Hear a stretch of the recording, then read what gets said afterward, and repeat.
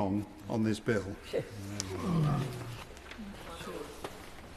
I'm very glad to be here to hopefully see this higher education free speech bill fly through at last and become law.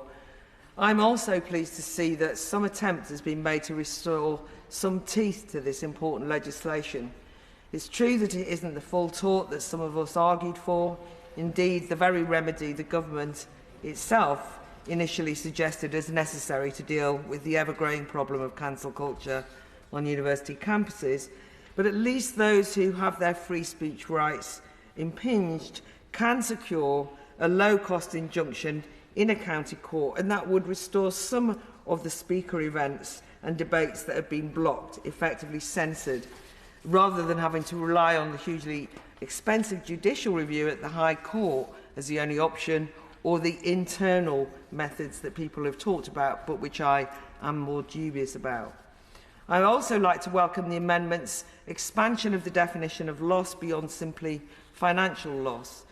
Of course, loss of one's income or the loss of costs incurred organising an event should be subject to compensation, but so often the real loss, as has been said, is reputational, that horrendous label of bigot that hangs around and is hard to shake off. I'd like to recommend that everyone should read Stephen Greer's new book, Falsely Accused of Islamophobia, My Struggle Against Academic Cancellation. Professor Greer, a former professor at the University of Bristol, had his 36-year blemish-free teaching career totally upended in 2021 when a small group of students accused him of ridiculing Islam and mocking the Quran on his Islam, China and the Far East course. The complaint was baseless. He was totally exonerated but after an official investigation. But in Professor Greer's telling, the university failed to adequately defend him or academic freedom. The investigation dragged on for 5 months, and the process was used as a punishment in a way. So we do need the remedies. And worse, his module was withdrawn when he returned to work, fueling the idea that somehow he really was Islamophobic, and he felt his reputation was tarnished. Although, by the way, he's now working as a research director with the Progressive Muslim Imam in Bristol, so happy story there. This example urges me to stress to the Minister that it is imperative that this government, indeed any government, work with cancelled students and academics in drawing up the bill's suggested statutory code for complaints scheme and much improving it.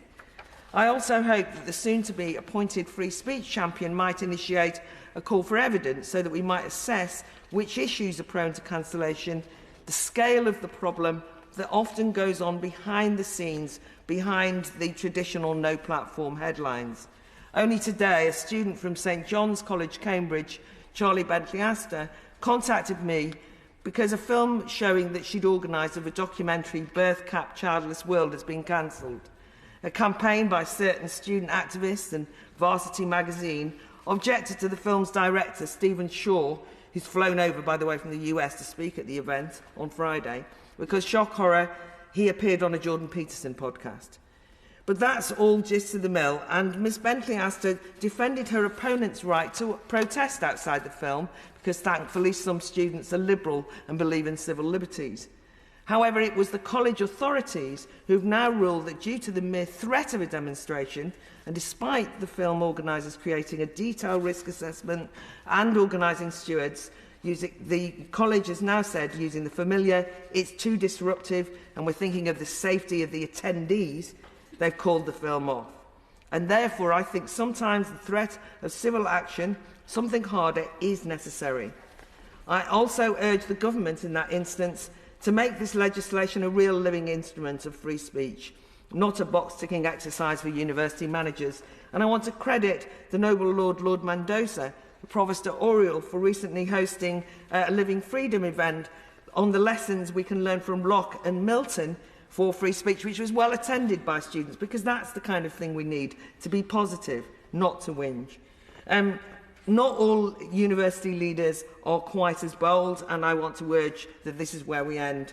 Last week at Edinburgh University, a film screening due to be hosted by the Edinburgh section of Academics for Academic Freedom was cancelled a second time.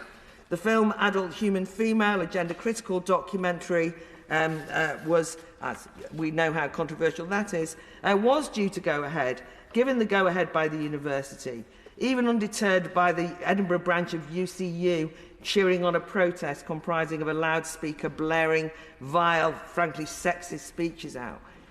However, when masked activists shut off entry to the venue, university security did not remove them. The film was not shown again.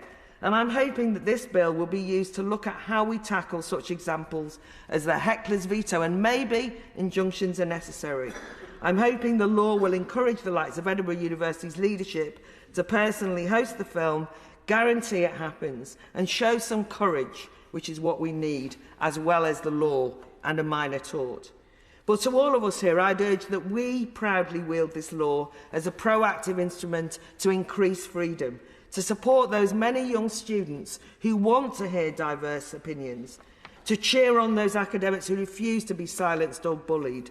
It's not often that I have reasons to be cheerful about legislation in this place, especially pro-freedom legislation, and sitting through the online safety bill, which scares me to death in terms of free speech.